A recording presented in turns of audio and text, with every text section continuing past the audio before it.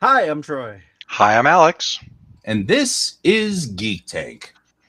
We're messing with the controls right now to figure out how to make this overlay box look better. Size podcast. Yep. Are you messing with all the things? I Are am. you messing with the buttons? Don't See, mess with the buttons. let's try to You're see messing with the buttons. if it can be further. See it saying stuff right there. See, I made it 8-bit or Comic You Sans. made it That'll 8 make bit. it. Oh, what about this? What's that do? That makes it bigger so people can read it. What do you think the Why padding's is it for? not Oh, taller? hmm. Taller. I don't see a taller I know, I option. don't either. It's like, you have to go We to can the also just top. we can also get rid of the background opacity. Then it doesn't matter because you don't see the little box. That's true. So we don't know that it's actually not working like it's supposed to. Yeah, can make the opacity a little bit less. I don't know. New stuff. Yeah, they switched everything up, so now we're confused. We're really rather seriously Uh-oh. confused. No, it just doesn't have anything to say. Nobody's out there. Hmm. Well, that's interesting. I figured it out. Okay. What was it? You could like move it and stretch it. Well, Yeah. yeah, we all knew that. Alrighty. I can move it out here too. Oh, While you're doing alright. that, don't know if you saw, but the apparently the reboot of Buffy has been closed and not going to happen now. Yeah, I Heard know. about that. Yeah, and also while we're at it, there's no season 3 for Starfleet Academy. They canceled it too. Really? Yeah, They just put the boots up for sale on John Fluvog's shoes too. Wow. dang it! It's probably $400. Mm. So they're all 400 Let me go bucks. I look. don't have $400. Oh well. Spend on cool shoes. I get it. Yeah. Well, I mean, there's nothing wrong with the shoes. I'm certainly not going to complain. It's just that yeah, it's still kind Shoes. of like, oh man. Yeah, I'm actually pretty disappointed with the Trekkies on the Starfleet Academy thing. No, they're more expensive than the other ones. Oh yeah. Yeah, the mid calf are $600, Damn. and the upper calf are $700. Jeez Louise. Yeah. Oh, well. Do they still have the Strange New Worlds ones? I don't know. Let me look. Let me type in the keywords. Boom. Yeah, I called them. I'm like, those shoes you have, do you have them in my size? Like, no. I'm like, damn it. Because there is a pair of shoes I really wanted. I was going to shell out the money. Right. I don't have them. All right, search. I'm just going to look for Star Trek.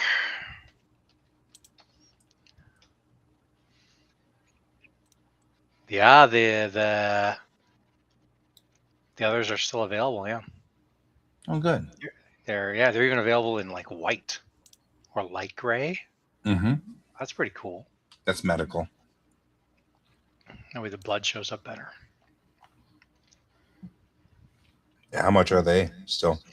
Those are still the 400. low rise are 479, 480, and the mid calves are 500. I still need those.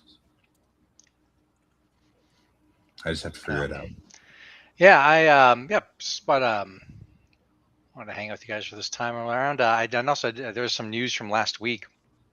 Sam Keith passed away, who is most famous for creating and drawing and writing the Max, and also as being one of the founding members of the Sandman comic. Wow. So, yeah, It's been a rough week. Because it wasn't just, we talked about, everybody knows that Chuck Norris passed away, but Nicholas Brendan passed away too. Xander from Buffy.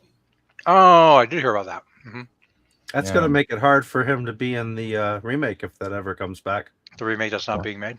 Yeah. Well, he's got a twin brother.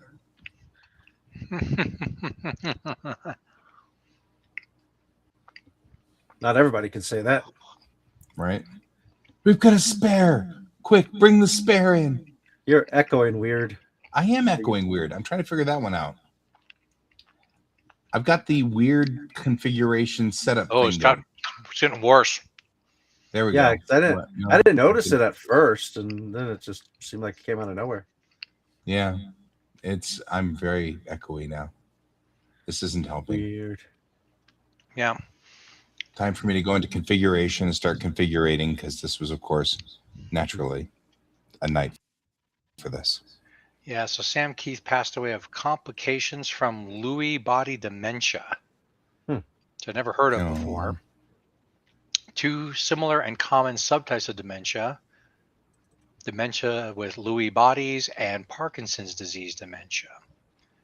Both are characterized by changes in thinking, movement, behavior, and mood. Similar features may have similar causes. Believed to be on the spectrum of Lewy body disease, which includes Parkinson's. So yeah, and died at the age of 63.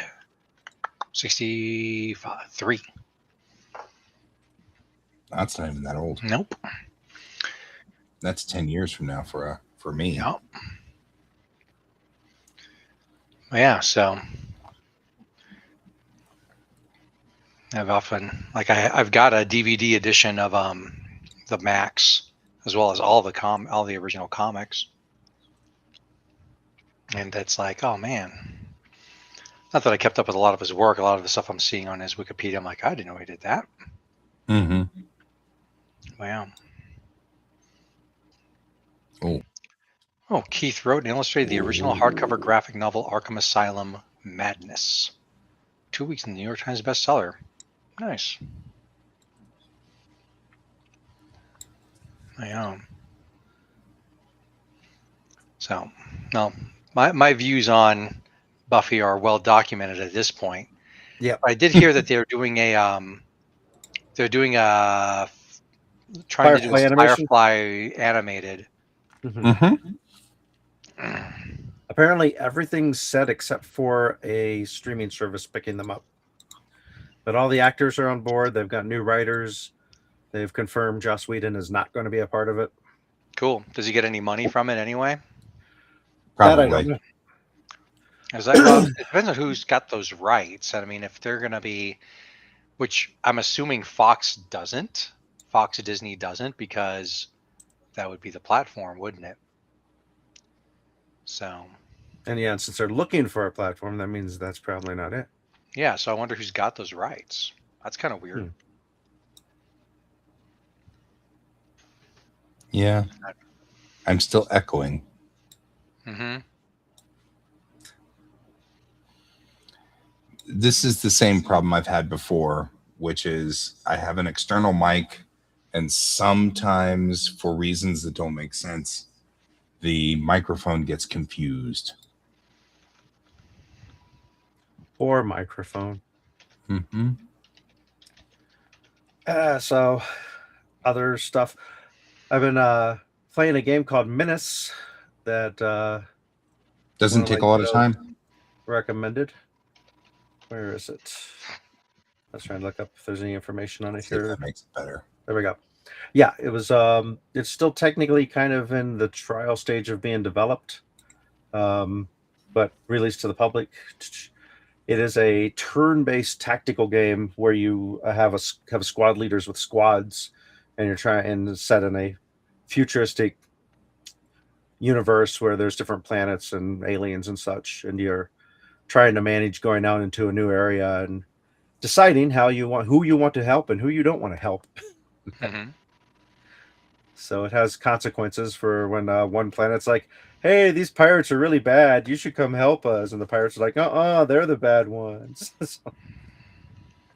Right. But yeah, it's been an interesting game. It reminds me a lot of the newer XCOM games, but without the individualized character each character being individualized, because in this there's preset existing characters you can get, but then as they advance you can choose different paths for them as you level them up. Okay. But yeah, been doing that. Been still playing a whole bunch of Helldivers 2.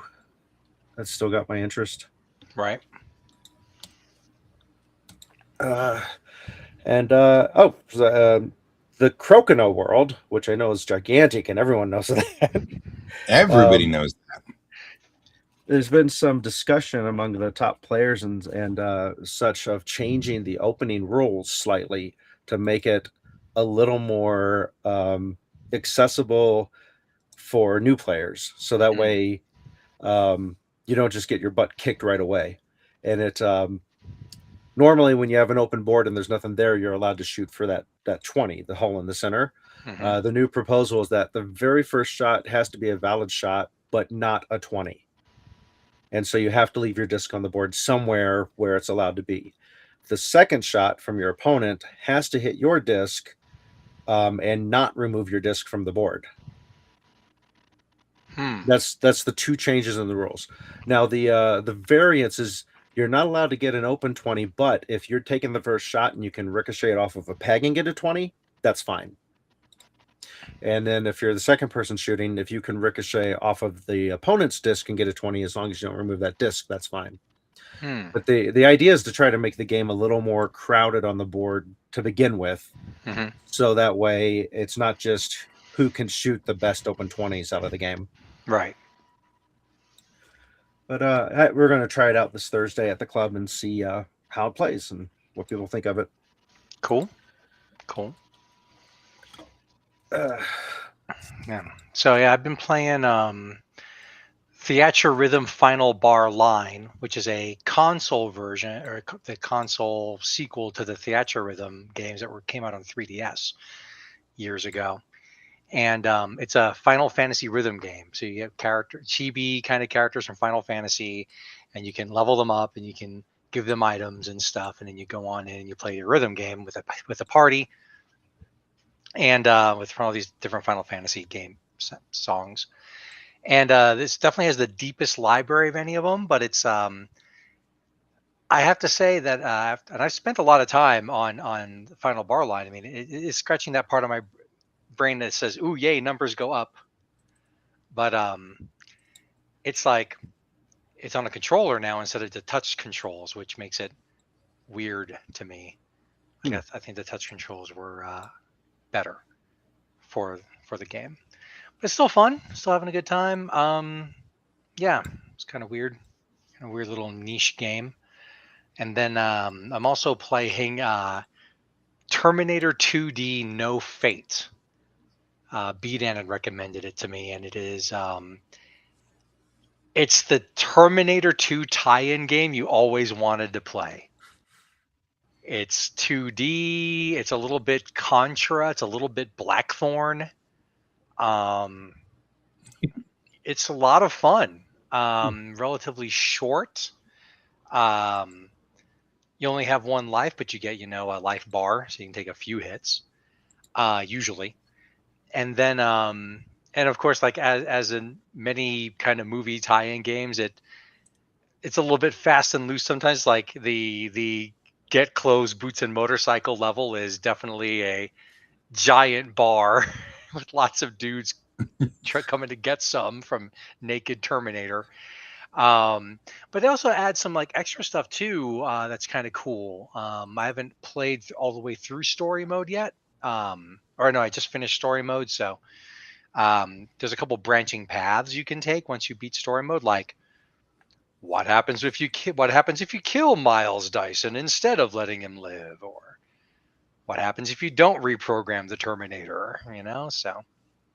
And there's also some extra levels where it's like the tutorial, the first level / tutorial level is like, it's Sarah Connor out in the desert teaching John Connor how to shoot, and then some dude comes and grabs John Connor, and so you have to like go fuck him up.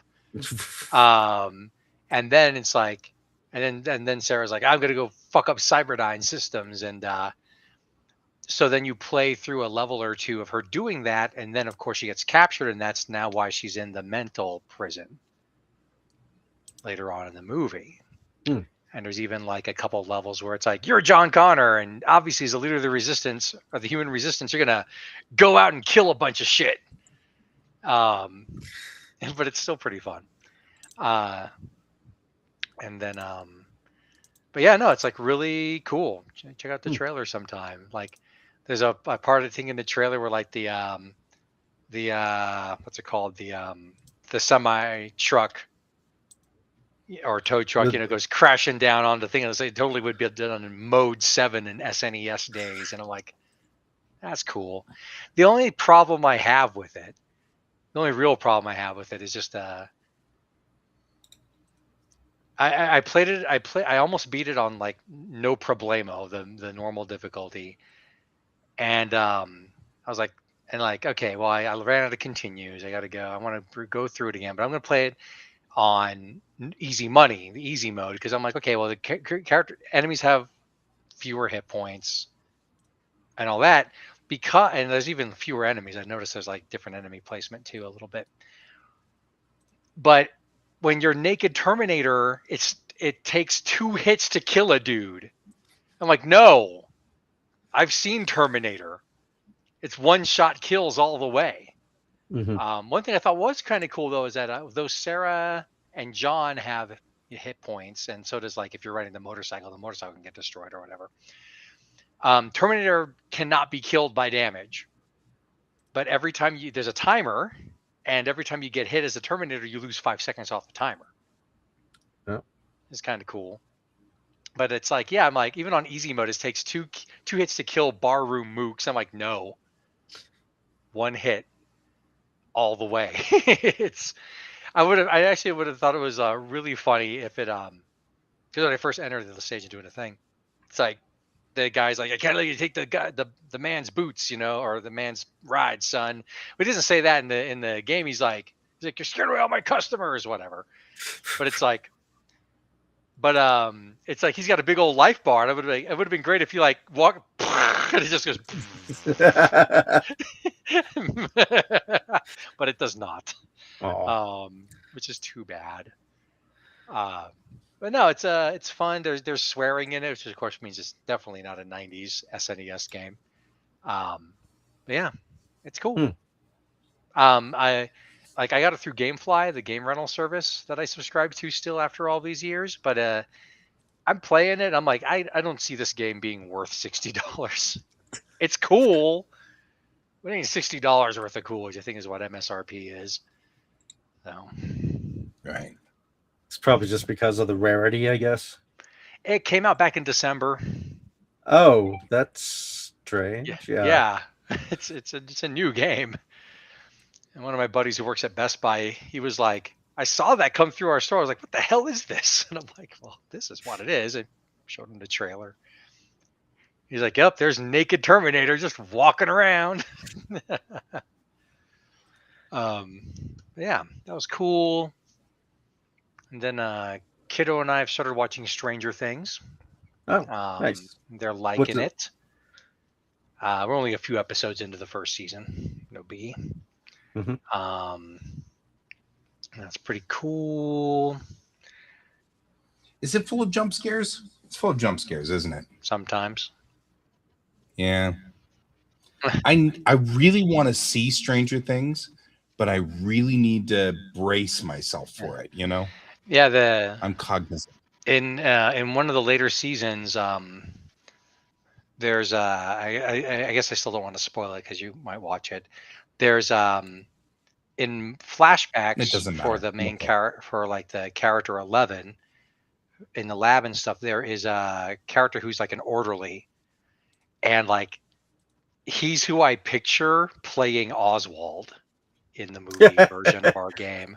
Because he has that disturbing look. Because he's a good looking guy, Mm-hmm. and he's charismatic, and there's just something off about him. And I'm like, that's perfect. That's a perfect guy to play Oswald. So, yeah. Yeah, because you've watched it all, right, Troy? Interesting. I have. I've seen Okay, it. I haven't watched the most recent half season or whatever. Some fans did the fan stuff of complaining, whereas I think it did a good job. So Right. it was no Legion, but it was still good. Yeah, right. It's like, oh, it wasn't as good as this thing that's one of my favorite things ever. Right. Yeah. So Still, it also wasn't crap, which I've yeah. certainly seen stuff where I'm like, why did I watch this? Why did I The watch last all 6 of episodes are Lost? just garbage. Right. Fan service trash. Demogorgon shower scenes. But yeah, no, I also we finished watching Letterkenny, my spouse and Oh, I. nice. And I'm not. yeah, the last few seasons definitely go downhill in quality. Oh, But the that's too bad. but they did do a spin-off named Shorzy, obviously Hmm. centered around the character Shorzy who left Letterkenny a couple seasons ago. And we have no interest in Shorzy, so we're not going to watch it. I had no Yeah. interest in it except that I found out that the guy who plays the main character in Letterkenny Yeah, he's the guy is who plays Shorzy. he's the same guy who plays Shorzy, but you never see Shorzy's face. So Yeah, but I mean, we were like, what when we were first watching, we were like, that's the same guy because there was something in the voice, oh, nice. and like we looked it up. It's like, oh, yeah, we're right. Um, but but the ending was all right. Like the very last, like we were watching that last episode. Like, this is very end of series vibe here, and we were right. And it's actually like it pulled together pretty well the last couple episodes. Not so well as say the ending to 6 Feet Under, because that's another show that went for a long time and that we really liked, and then it just went down in quality, and we kept on watching it just because partly inertia, partly there's still just enough there for us to keep us watching. And then the ending, if you've never seen the ending of 6 Feet Under, is amazing, so good. So There's no jump scares in Letterkenny guy. Fair. I thought you guys had seen. I thought you guys were watching Letterkenny. I'm sorry. I was. Oh, okay. It is totally fine. Don't worry about it. It's I'm my not kind of as humor. concerned about that. It's my kind of humor. I don't know if anybody else in our Friday night group would actually dig it or not. Yeah. And then so the show we've been watching since then is that my spouse expressed interest in watching Castlevania with me, Oh, and I'm like, yes. And so we're watching the show, and then the very first episode is all Dracula all the time, and it's starts off with like the woman who's going to be his wife like knocking on his door, and he's vamping it up, right? He's like, I am the bad guy. I am 9 feet tall. I am gonna, make all these insinuations about drinking your blood, and then she's like, back the fuck off, not in so many words, but, and then like he actually says like, it's not just implied. He actually says like, I think I like you. And it's like 20 years later, things happen. And when Dracula's like walking home, he's been traveling abroad as a man at his wife's request to understand humanity better. He comes home to like the house is burned down and still smoldering. There's an old woman who's like, leaving some flowers, and he's like, what the hell happened here? She's all like, oh, the church took her. He's like, where are these people? And she's like, oh, it's been hours. They've almost certainly executed her by now. And he's like, for my wife, I do this last kindness. Take your family and leave. Leave and don't come back. And he's like, because he's like, if I like because I travel as a man, I was not here in time. No more do I travel as a man. It's like becomes a column of flame bursting into the sky. And Lauren's like, oh, I thought he was gonna like turn into mist or bats or something. I'm like, this is Castlevania Dracula, and this motherfucker is not subtle. Yeah. That's There's funny. like a great moment in that same episode. Like he like his visage appears like using the flames from his dead wife's pyre, and he's like, I'm Dracula, what the fuck are you doing? And one of the priests is like, oh god. He just drops a deuce like right there. It's like, that's an appropriate response.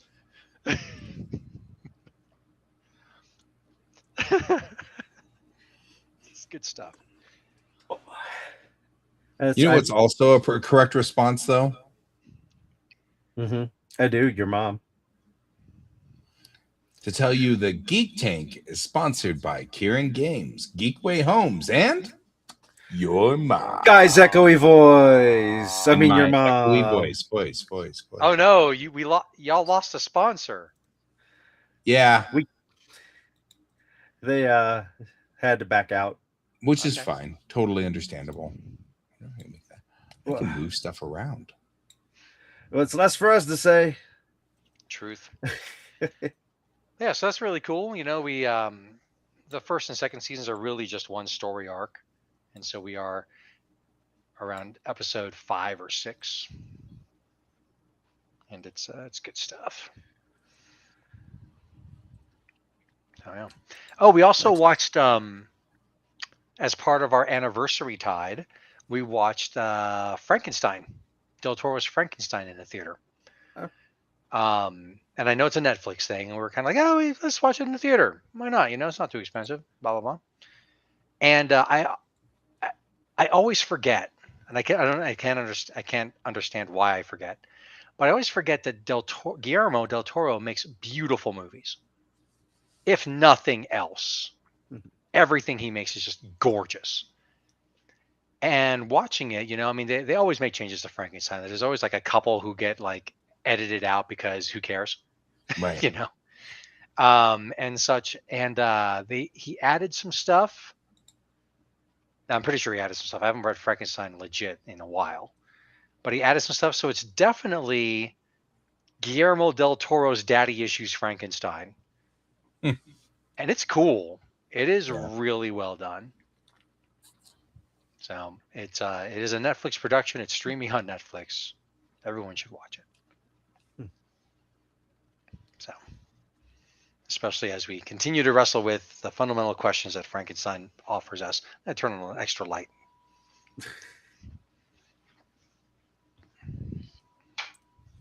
So, Wow. Yep. It was somewhat shocking. I like the turning on the light and everything just like Yeah. It's the directly overhead lights for this area, but it's like I'm fine with the regular lights that I have, like over there and over there, but it's like I'm relacing my boots. So black boots in shadow from those angles of those lights, I'm like, yeah.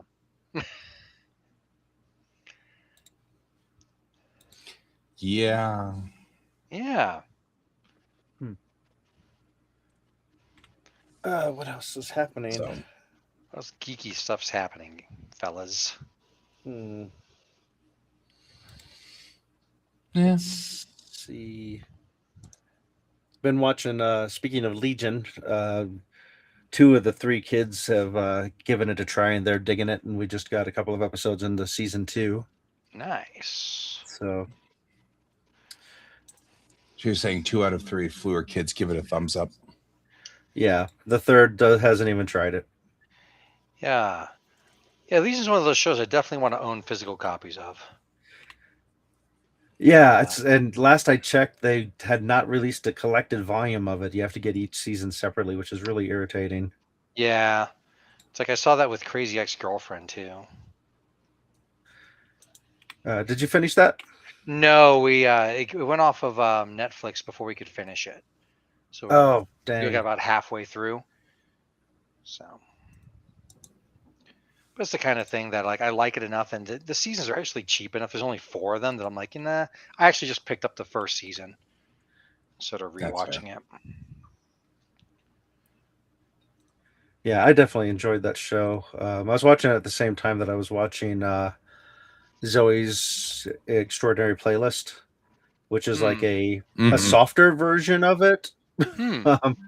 It's but instead of her having mental problems, and that's why there's musicals, she's suffered like a weird electrical charge from her iPad or something like that.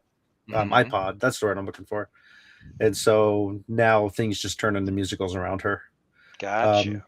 The neat thing about that, and this is a little bit of a spoiler, that's like you pick up on like the first few episodes. I remember it was pretty early on, but her dad has had has been in a state to where he can't respond with talking. He can't talk.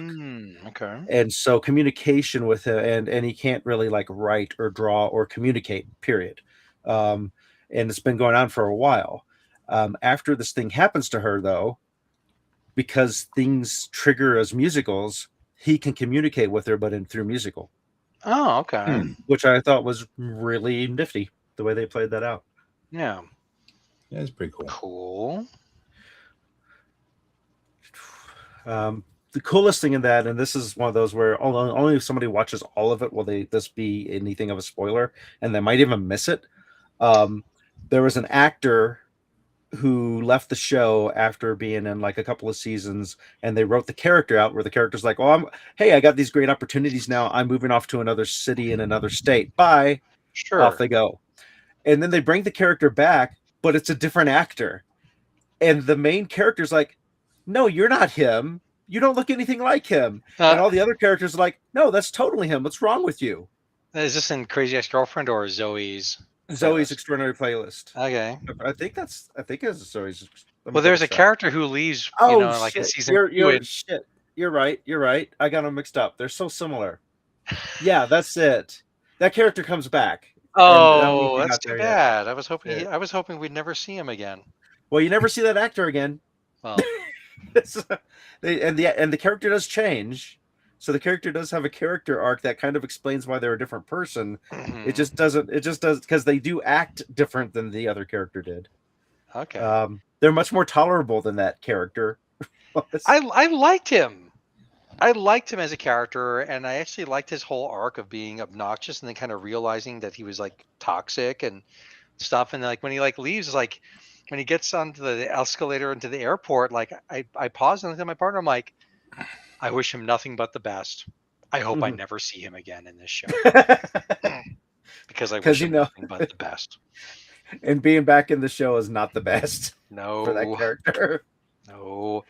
But his song, I piss in my pants. I piss in my pants. Hilarious. Right for a Ren Fair rendition. Yeah, that's one of those that I think you would like, Guy.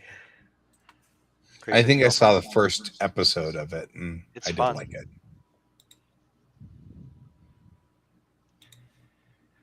What to wear tomorrow at work? What to wear? Clothes. I suppose. But which clothes? Don't know. You know what? We haven't seen Brent, which is kind of surprising. Yeah, we really haven't. That's interesting. We've got a new like bar along the top there, which tells us all kinds of interesting things. Ooh. Studio Live 720p.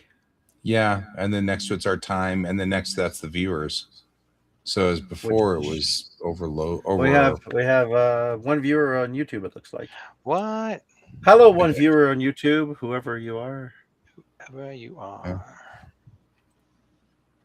Wild. Cool. I got to figure out a way to empty some space on my computer. So. Just. I got another drive, so I'm putting stuff there. But I probably should make the solid state drive a little less crowded than it is. All those games you play. I know, and all the games I don't play that I've installed. Right? That's the real problem. I actually just like. Since they keep track of what I actually own or have licensed to own, I'm always like, I'm not going to play that one for a while. Uninstall.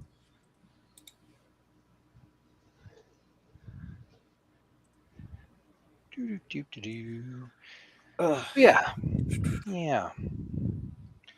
It's pretty funny. High school youth group kids. We were doing a thing at the skating rink, and I showed up a little bit late, and doing my thing, and I'm wearing a mask, so I was like getting over the crud, and I didn't want to have anybody else get it because of me, and providing for the general welfare. And so then I had to leave because I had to go teach sword. But it's like I sat down next to them, and they're like, "Where the hell have you been?" I'm like, "I've been here. None of us noticed you." I'm like, "I know. I'm a ninja." It's like, no sweat, guys. It's all good. You see me when I want you to see me. Pretty much. Well, yeah. We've been teaching sort of Deacon Space, and it's been nice having regular students. You know, it's like, oh, Cool. that's cool. That is cool. I'm glad to hear that. Yeah. So, yeah. Weather's getting better for doing sword stuff outside. Truth. Let's see. Yeah, I went last week to the Echo to Drum. Albuquerque and went to the Society for Applied Anthropology conference, Okay. which was cool. The biggest thing that I learned was that section of Albuquerque is apparently a war zone. We didn't know this, and it didn't look like one. But the guy at the convenience store was sure it was. Oh He my. told us all about it. And it Really? was very entertaining, and we laughed about that for the whole week. Now, whether it actually is a war zone or not, we have no earthly idea. But we were very entertained by the guy and his commentary about the war zone that we were in. Mm-hmm. And it seemed like actually a very nice little neighborhood out in the middle of nowhere. We were in a section called the Old Town part of Albuquerque. Mm-hmm. So there's a lot of adobe houses that were really nice and stuff like that. And on the way through back from there, we came through Santa Fe, and it really was like everything there was so artistic and there was so much art everywhere. And I kind of thought, gosh, this would most certainly have been where in another world I would have retired, you know? Seems like everything was an art studio. I was like, wow. Right. So that was cool. It was a good trip and a good journey. I learned a lot about schools and where I'm going to go for graduate school and stuff like that. That was an interesting part of that trek. There was a lot of schools there. So you're going to graduate school down there? No, just graduate schools everywhere. Oh, okay. Because at that conference there was, University of North Texas, University of North Oregon, Purdue, UCLA, the big schools that have large anthropology departments were at that convention because that was applied anthropology. So then they were all applied anthropology departments, so not theoretical. They were the ones that are actually doing stuff. We went there to discuss Amachi and the project we've been doing that's out of Amachi. There was another project out of DU that's working on Amachi as well, and they were down there as well under Dr. Clark. And so, and I've met Dr. Clark a couple of times because she's a professor at DU. But it was just cool. It was like, but I made the joke many times. It was the first time where the costume contest involved suits and ties. First con I'd ever been to, the conference where the cosplay contest was suits and ties. As in there was no cosplay contest, obviously. This is the classic. We've dealt with dentist conventions all the time. When IndieK was moving to the Gaylord had said, "Oh yeah, we're totally aware of large conventions. We have dentist conventions here all the time." And it's really funny because, in the middle of this convention was like the biggest day ever. And I've seen Mile High Con be far, far, far more populated. Mile High Con was a bigger con. So I can see how, but there were a lot of scientists around talking about stuff, and there were panels that were full of, the latest on anthropology research and studying people and how people, you got all of these really fascinating things. The one thing that did really kind of pique my interest and made me go, well, somebody wasn't thinking it through, which is funny for a bunch of anthropologists, but they put all of the NAGPRA stuff in the chapel. NAGPRA is the North American repatriation laws. So when you're doing archaeology and you come across a skeleton, you have to first contact the tribes that are in that area as part of the repatriation, which is totally reasonable and there's nothing wrong with that, but it does cause a little bit of conflict usually, because you usually have to take your dig and come to a complete stop until somebody figures out who this person was and where they Right. belong. But the NAGPRA laws are complicated and difficult to navigate, and there's a lot of talking between the tribes and the scientists trying to figure this out. And there was an entire thread at this convention for NAGPRA where they had representatives from the tribes there who were going to talk about their position and what's going on and, you know, things like that, and kind of update everybody on where we're supposed to be and all that stuff. And they put all of those in the chapel. And I was like, somebody didn't think that one through. Like, that didn't, I mean, I guess I didn't see much from, it's not like the people there were very upset, but I was there with a couple of buddies who were native, and they were kind of like, did somebody miss this one? You know, because that seems kind of weird. And it's a strange oversight for anthropologists to make. That's not a common oversight. You know what I mean? Like that, somebody should have thought that one through. Right. That said, one of the things that I really learned from there was, boy, it'd be nice to have some kind of Bluetooth transmitter that you could plug into the speakers systems, because I couldn't hear anything in the chapel. You know, my auditory processing system is already in such really lousy shape.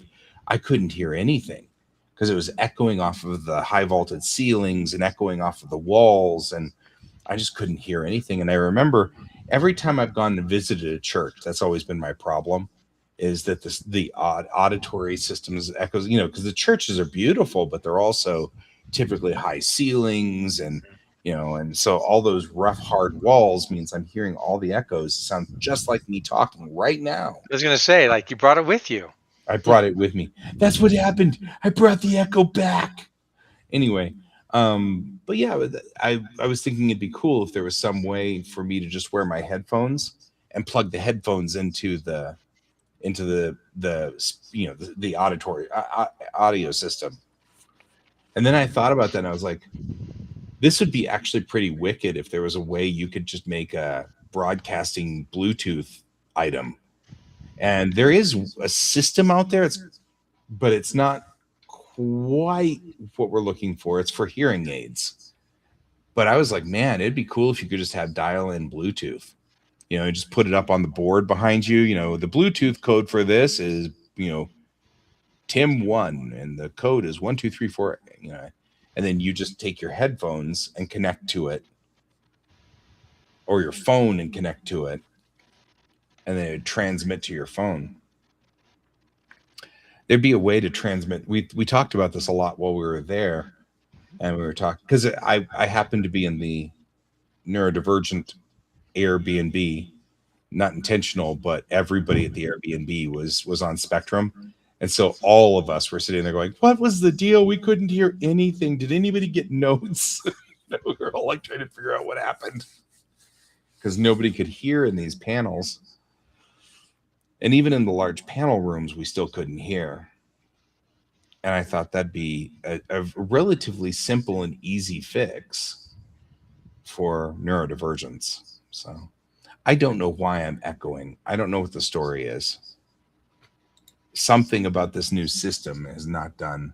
I'm going to switch to here. That didn't help. Yeah, nothing's working like it should. There we go. Does that work? No, I'm still echoing. I don't know what the story is. I think it's actually OBS. I don't know why OBS is broadcasting weird, but it is. I'm looking at the audio settings for it, and I've got 3 audio lines, which I shouldn't have. So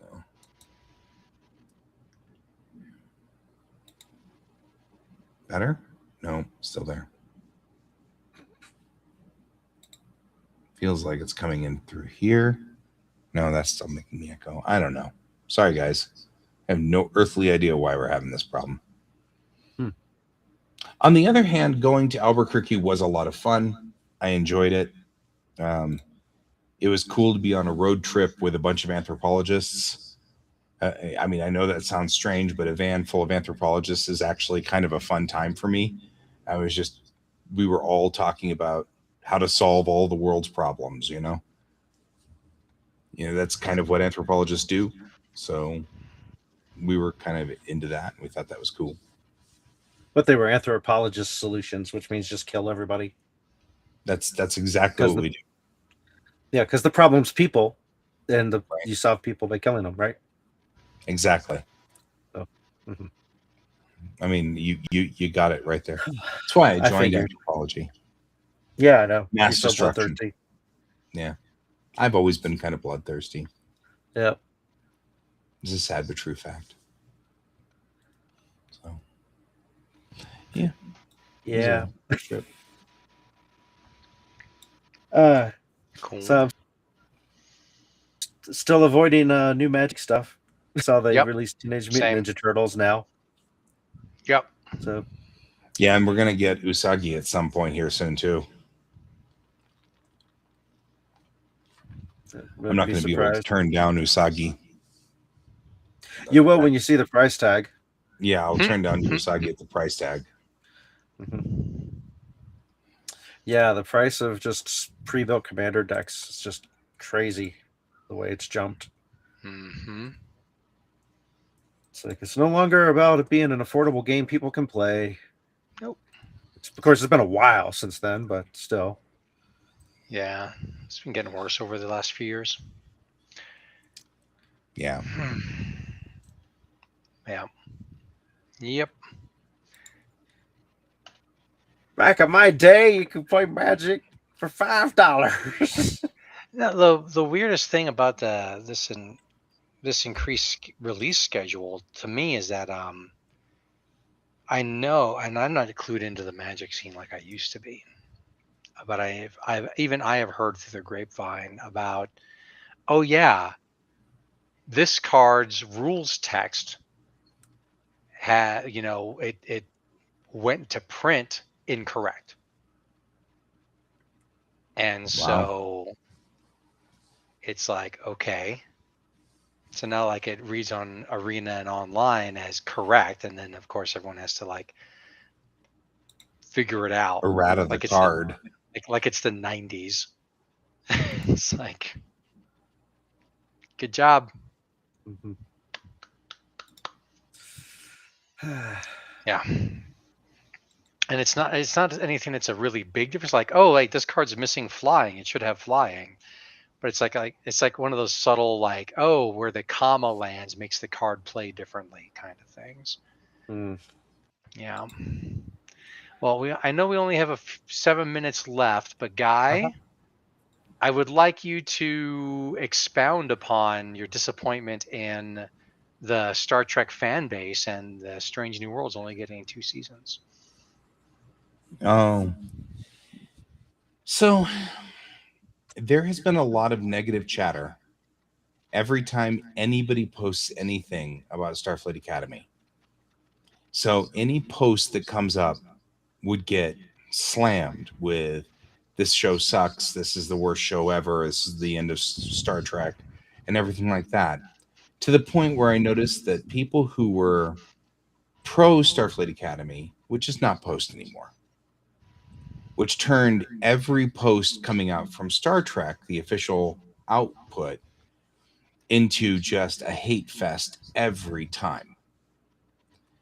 And I really feel like that made the powers that be sort of decide that it wasn't worth it.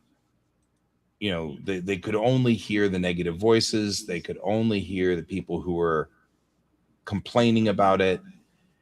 And the problem is, my kid and I were watching it, and my kid's really into it.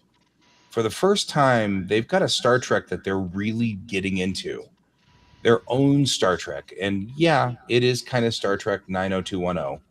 There's a little bit of, it, but I mean, that's canonical.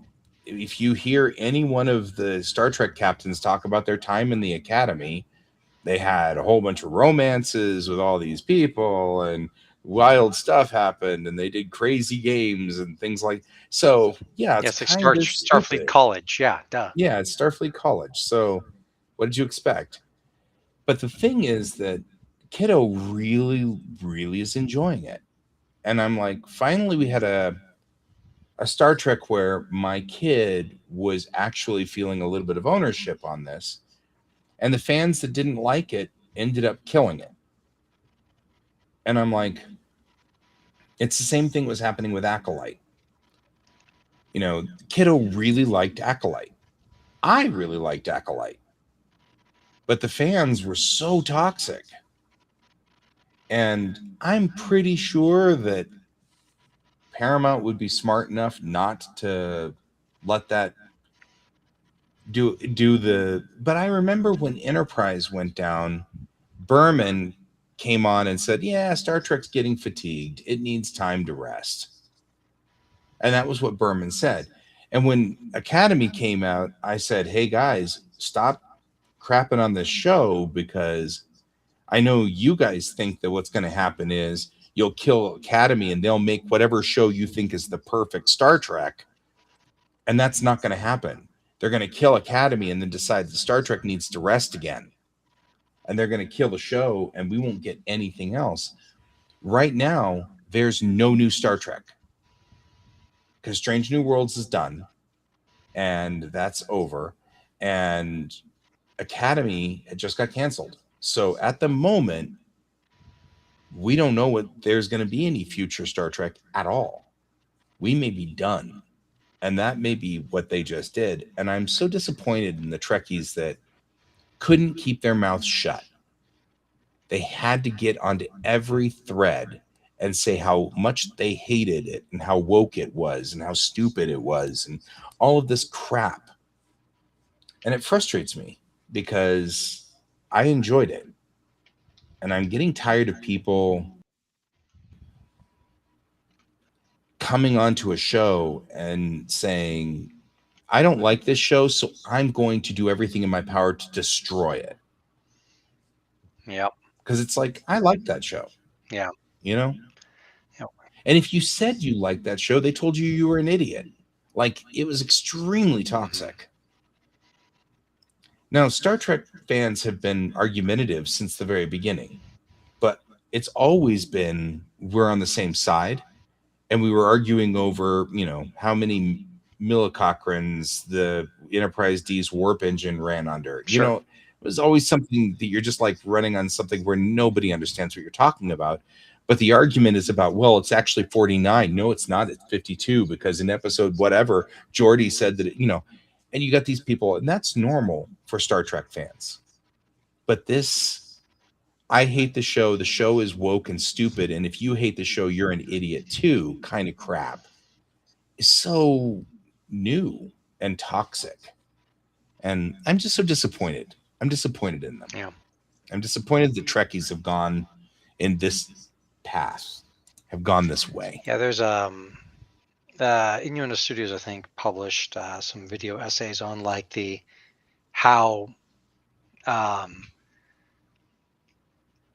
how discourse gets shifted to trolling haters as part of kind of the alt-right pipeline. It's disappointing. Yeah. And it's like, yeah. So that's where I'm sorry, dude. I am. And thank you for giving me space on that. Yeah. Because it does make me sad. Now, there is discussion about Star Trek Year One, which is interesting. And I'm curious. Before Batman was about Batman, he was. Mm-hmm. Well, no, Star Trek Year One, and we can end on a good note. because this rumor seems to be rolling in a positive way. Star Trek Year One takes place right after Strange New Worlds. Okay. So it would be Paul Wesley's version of Captain Kirk taking over the Enterprise. And, of course, we've got already Spock and Uhura. So they would move over. And Chapel would move over. So it's Pike would leave and Kirk would take over the Enterprise. So we would go that first year. So it would literally go right up to the edge of the original series. Mm-hmm. Interesting. Because it was a 5-year mission. So there'd be 2 years technically of Star Trek original series that we didn't see, is sort of what their theory is. So I'm hearing positive rumbles on that. Right. Yeah. Still not hearing anything about Star Trek Legacies, which I really wished would continue on. That would have been an extension off of Picard with 7 of 9 in charge of the Enterprise. And that would have been cool. I was looking forward to that. But yeah, joking aside, or perhaps a different joke, like when you said Star Trek Year One, I was also thinking about like not TOS, like maybe the beginning of like, let's pull a Starfleet thing together. What does it look like? Bah, bah, bah, bah, bah. Especially, having watched a bunch of Steve Shive's Star Trek jobs, and he does jobs throughout the different eras of Star Trek. With one of my favorite ones being Star Trek Union rep, which is hilarious. It's like all of those were really good. Yeah. There is one more that they're talking about, and I don't know what the status of this one is, which they're going to do a series like Andor with Archer and bring back Scott Bakula. And I thought that was interesting. So it'd be the politics of the Federation starting up. It's not the Archer I was thinking of. But if they're complete, I know, right? Right. Just the tip. But no, it's like, so people are going to complain about Star Trek being woke. And they're going to go, let's go deep into the politics. I kind of like that idea. Oh, you don't like this? Shove. Right. Andor's phenomenal. It is. We watched it and loved it. That's another one that's difficult to find physical release. Yeah. I think it only came out in collector's editions, which means they're expensive. Yeah. Speaking of hard to find, let me look up the actual name here. MST3K.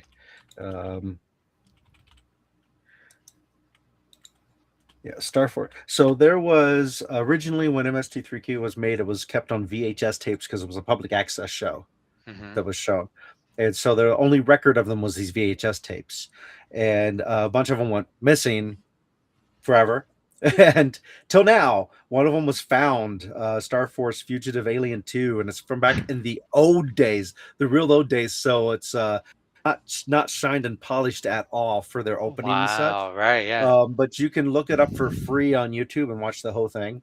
Oh, cool. But yeah, it's just I'm on a MST3K fan group, and someone posted about it. And it's like, oh, neat. And there's like a picture of the VHS tape with like the printed label and everything. Nice.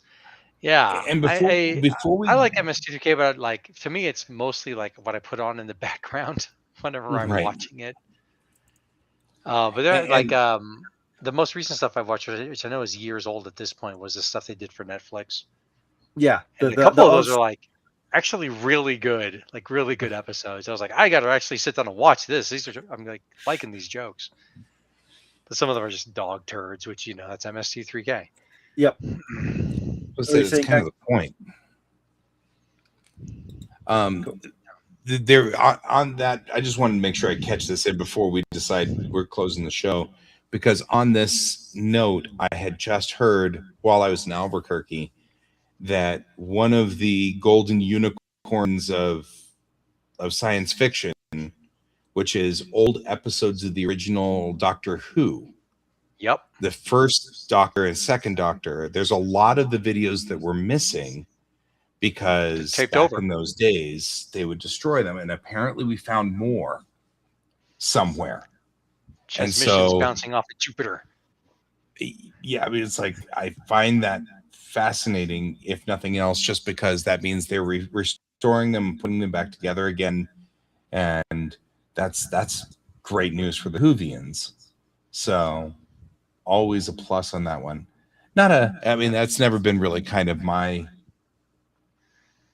big thing. Doctor Who, I love Doctor Who a whole lot, but I'm always fascinated by the finding of the old videos. So Yeah, I mean, as an anthropologist, I'm sure that they cover this at least in some classes, but the vast majority of human art and culture is lost. mhm. Well, to some degree, I think about that here with Geek Tank. We create so many episodes, and most of them are being stored out on YouTube, but For I can't now. retrieve them as fast as we are making them, and I can't store them all. So if YouTube decides to take our entire channel down, we pretty much will lose all of these shows. Not like this is necessarily art, but But there's also an interesting value when you make it is intrinsic the word I'm looking for? I don't know if that's the word I'm looking for, where it's temporary. Mhm. Artist I know who does one of the mediums they work in is chalk art. I was like, but once it rains, it's gone. And like right. that's part of the beauty of it is you got to enjoy it while it's there because it's not going to be there forever. Mhm. It's ephemeral. That's the word you're looking for. Thank you. Cool. Cool. Oh, Yeah. And there's a we've certain gone amount an of love to hour. that. We started late. Agreed. We're ending late. Yep. So take that, world. Perfect. Right? I'm right. doing this as hard as I can. Doing this as hard as I can. All right. Put the DVDs All within your right. fleshy Well, body. folks. Go ahead, guy. Okay, we're good. We're You're good. welcome. All right, guys. That's all the time we have for today. So until next week, I've been Guy. I've been Troy. And I've been Alex.